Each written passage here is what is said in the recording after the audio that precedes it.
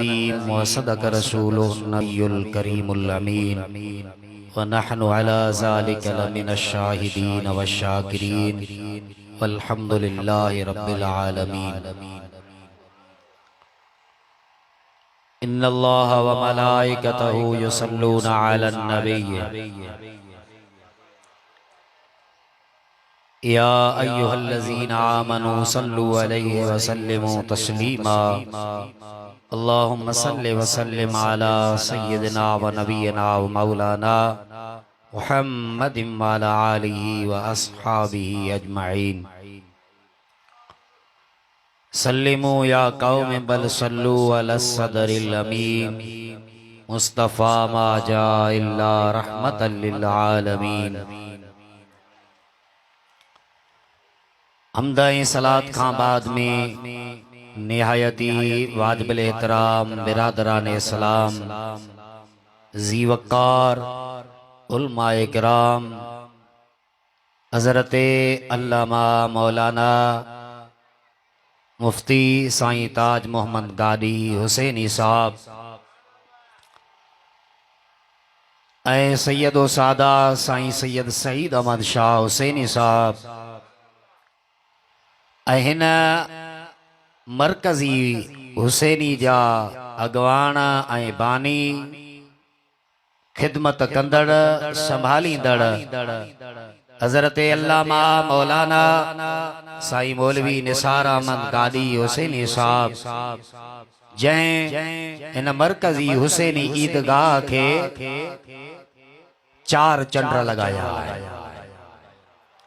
ज़ोर सां था चओ सुभान अल्लाह। ई खिदमत आहे हमेशा तमां ॾिठो हूंदो त दीन जी खिदमत जंहिं बि कई आहे उहे आलिम ई सॻो रहंदा आहिनि जेके अल्लाह जे महबूब करीम सल्लल्लाहु अलैहि वसल्लम जे दीन जी खिदमत कंदा रहंदा आहिनि। पो उन्हनि जे आॾो वॾा वॾा मसला बि पेश ईंदा आहिनि जंहिंमें तकलीफ़ूं बि हूंदियूं आहिनि परेशानियूं बि हूंदियूं आहिनि। एतिरे क़दुर जो पंहिंजा बि साथ छॾे वेंदा आहिनि दोस्त बि छॾे वेंदा आहिनि तकलीफ़ बि हूंदी आहे पर तकलीफ़ जे बावजूद भी उहो जेको दीन जो कमु आहे ऐं जंहिं दीन जे कम खे ऐं प्रोग्राम खे आलमे दीन खणंदो आहे मुंहिंजा मुस्लमान भाउ सभु छॾे वेंदा आहिनि पर उन आलिम सॻोरे जे मथां नज़र हूंदी आहे त पंहिंजे मुर्शिद जी नज़र हूंदी आहे। छो जो हुनजो हथ पंहिंजे मुर्शिद जी दामन में मज़बूत आहे हुनजो अक़ीदो मज़बूत आहे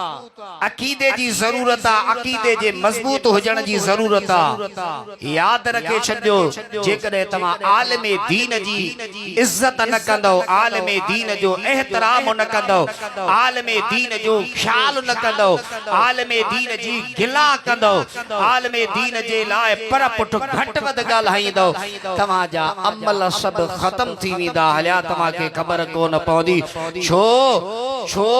इन जे करे जो इहे ई आलिम आहिनि जंहिंजे लाइ मुस्तफ़ा फरमायो आहे त मुंहिंजे दीन जा वारिस आलिम आहिनि जन आलिमनि जी खिदमत कई इज़त कई। छो जो तो नबी करीम जे दीन जे वारिस जी इज़त कई आहे खिदमत कई आहे ताज़ीम कई आहे त तोखे आलिम जी खिदमत जो फल जेको आहे हिते भी मिलंदो पर कब्र ऐं हशर में भी तोखे मुस्तफ़ा पाण अता फरमाईंदो।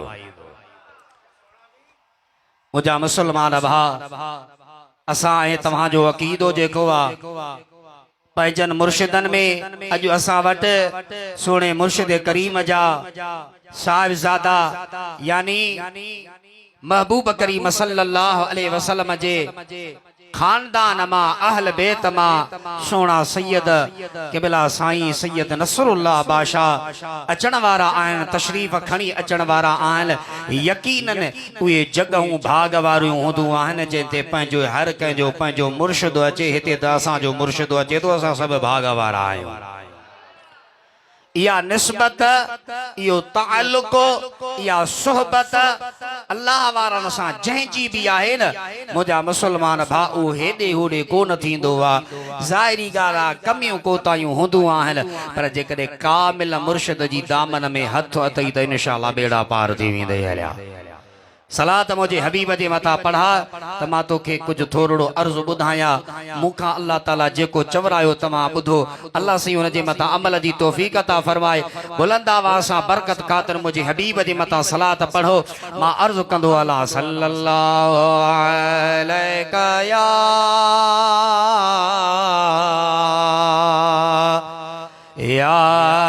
रसूल अल्लाह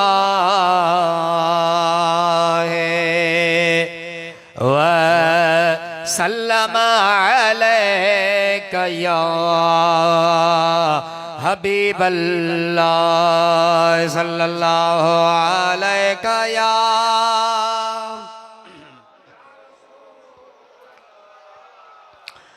व सल्लम अलैका या हबीब अल्लाह। अल्लाह ताला जल्ल जलालहु व मन वालो जी ज़ात बाबरकात पंहिंजे पाक कलाम कुरान मजीद में इरशाद फरमायो या अय्युहल्लज़ीना आमनुत्तकुल्लाह व कूनू मअस्सादिक़ीन।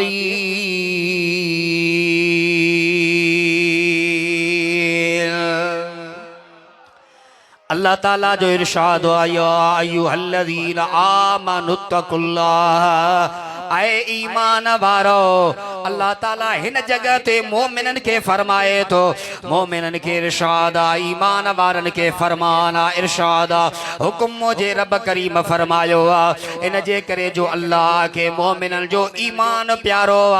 नबी करीम सल्लल्लाहु अलैहि वसल्लम जे मथा हुनन ईमान आंदो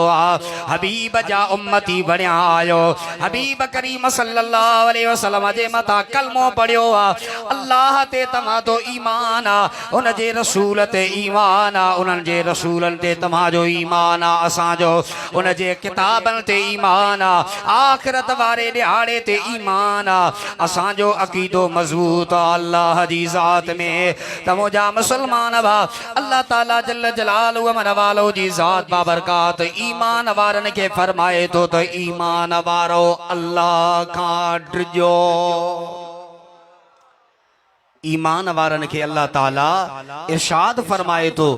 जेके न तमा मोमिन बणिया आयो जेके न तमा ईमान वाला बणिया आयो तमा के ईमान जी दौलत नसीब थी आ तमा के ईमान मुस्तफा जे सदके मिलियो आ तमा ईमान आंदो आ त तमा उन अकीदे ते मजबूत रहो छो जो ईमान आयण का बाद में तमा जे मथा शरीयत जे मुताबिक हुक्म लाजिम थींदा। तमा जे मथा 5 वक्त नमाज आहे ब्या कम आहिनि ब्या अरकान आहिनि दीन इस्लाम जा शरीयत जा अरकान आहिनि। रुगो ये न समझ जाए त मां मुसलमान थियो आया बस कलमो पढ़ी मुसलमान थियो आया न तू मुसलमान थे त तो ते मुसलमानी वारा हक बि आहिनि शरीयत पाक जा हक बि आहिनि त तू हाणे कलमो पढ़ी मुसलमान थियो आ त तोखे हर शरीयत जे कम जो ख्याल रखणो आ तोखे शरीयत वारे कमन ते अमल करणो आ जी अल्लाह तो फरमाए उए कहणो आ जी उन जो हबीब तो चवे उई असां तमा के करणो आहे। पोतो के असां के खुदा खां डिजणो पवंदो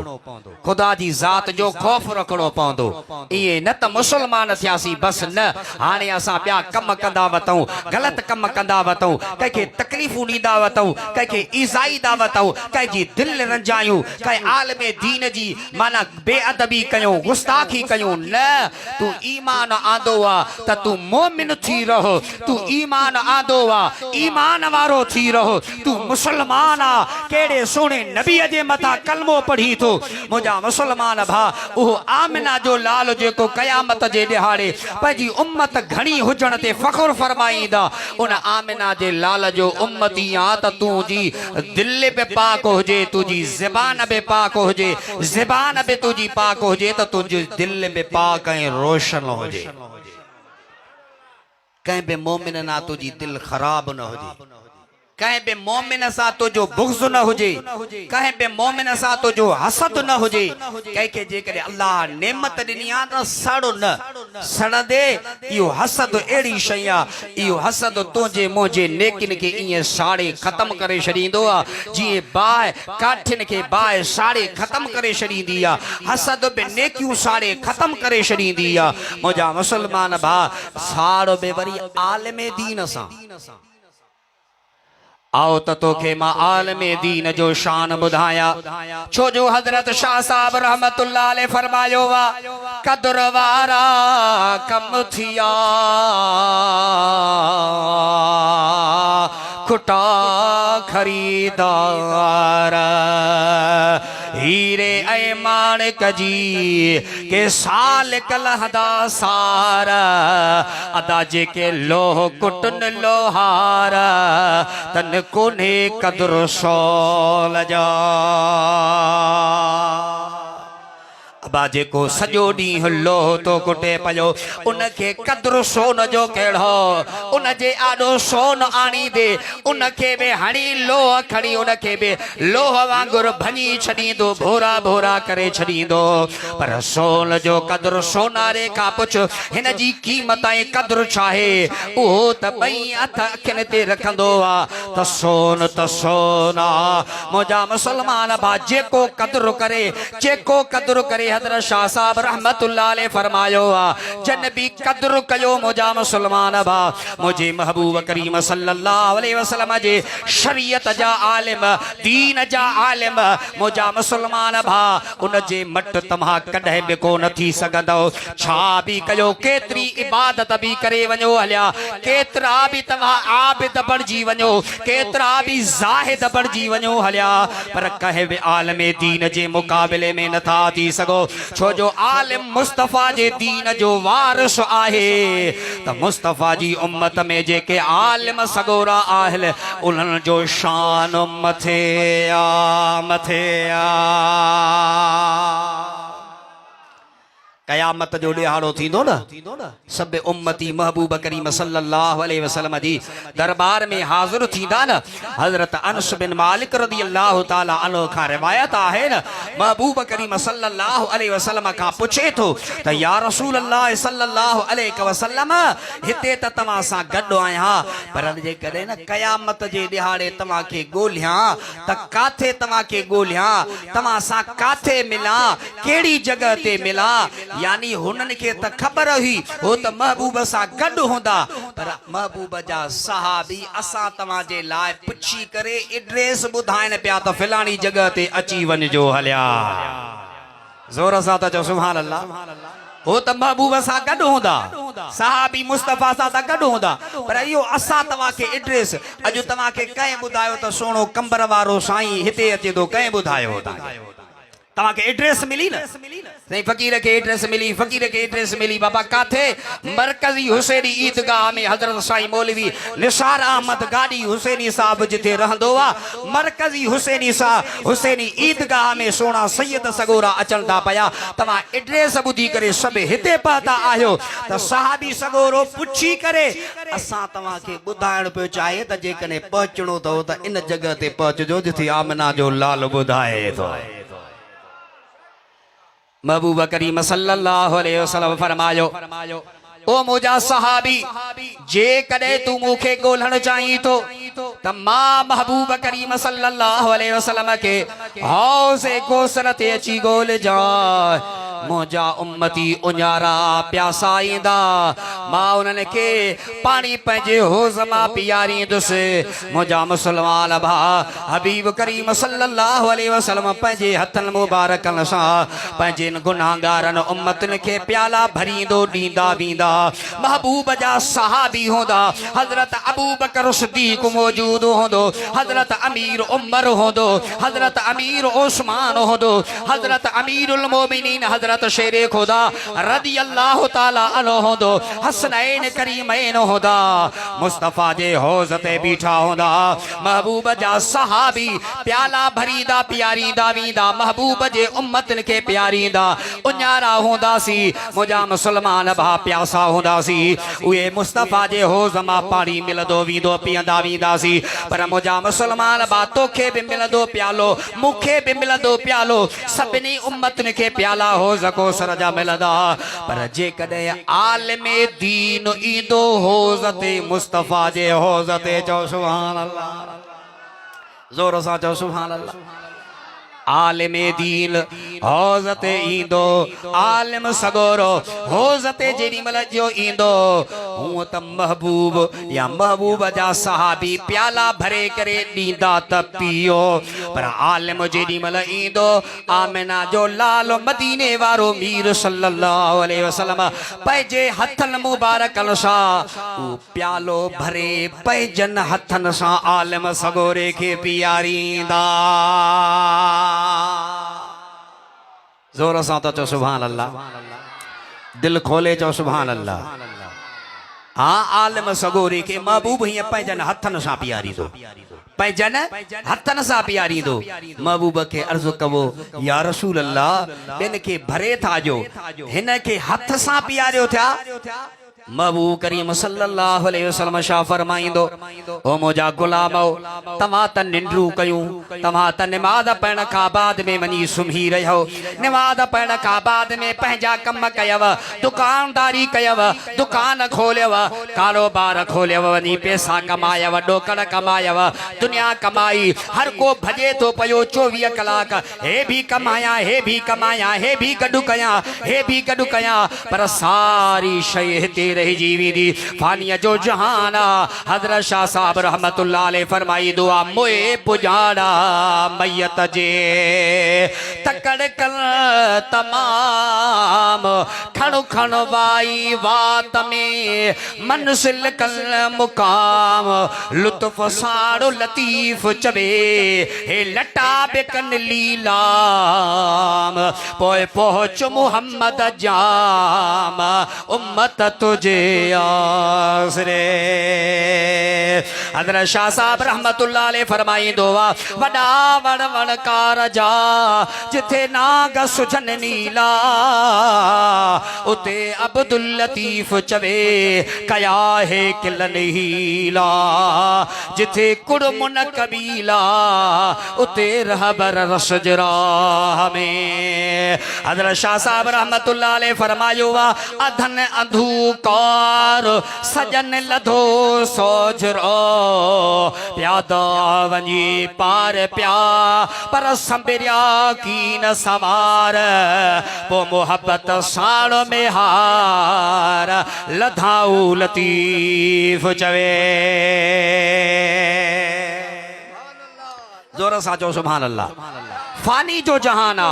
कुछ भी कोन हलंदी न बंगला हलंदई न पैसा हलंदई न गाड़ियूं हलंदई न मिल्कियत हलंदई जेकॾहिं अॼु ख़र्च करणो अथई त अल्लाह जे राह में ख़र्च कर ॾिनो बि रब अथई रब जे नाले ते ख़र्च कंदे इहो रब जे नाले ते ख़र्च करणु तोखे एॾो त फ़ाइदो ॾींदो क़ब्र में बि फ़ाइदो ॾींदी हशर में बि फ़ाइदो ॾींदी ही तव्हांजे ख़िदमत ते इदारा हलंदा हिननि जी ख़िदमत कयो मदरसनि जी ख़िदमत कयो आलिमनि जी ख़िदमत कयो मुंहिंजा मुसलमान भा इहा तव्हांखे ख़िदमत रंग लाईंदी रंग लाईंदी त महबूब करीम सल्लल्लाहु अलैहि वसल्लम फरमायो तव्हां त वञी सुतो पर ही उहो मुंहिंजो आलिम दीन आहे जंहिं ॾींहं राति मुंहिंजे दीन जी ख़िदमत कई चओ सुभान अल्लाह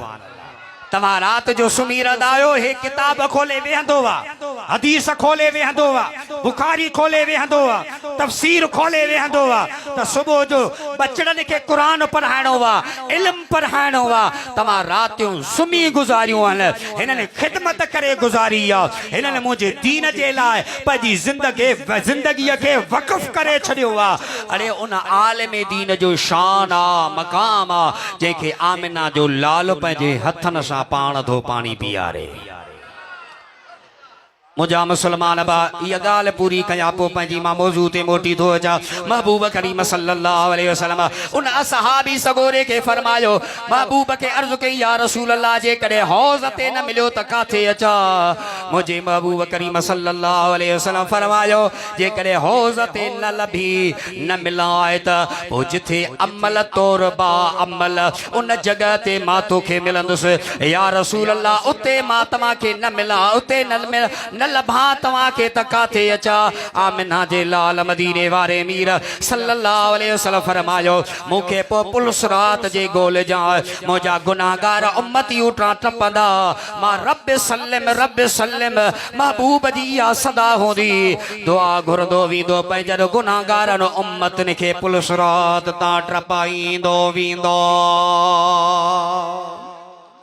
अल्लाह ताला जल्ल जलालहु व मन वालहु जी ज़ात बा बरकात फरमायो वकूनु माअ सादिकीन ईमान वारो अल्लाह खां डिजो ऐं जेके न अल्लाह जा सच्चा बाना आहिनि सालिह बाना आहिनि हुजो उन्हनि सां गॾु उन्हनि जी सोबत अख्तियार कयो। उन्हनि जी सोबत अख्तियार कंदो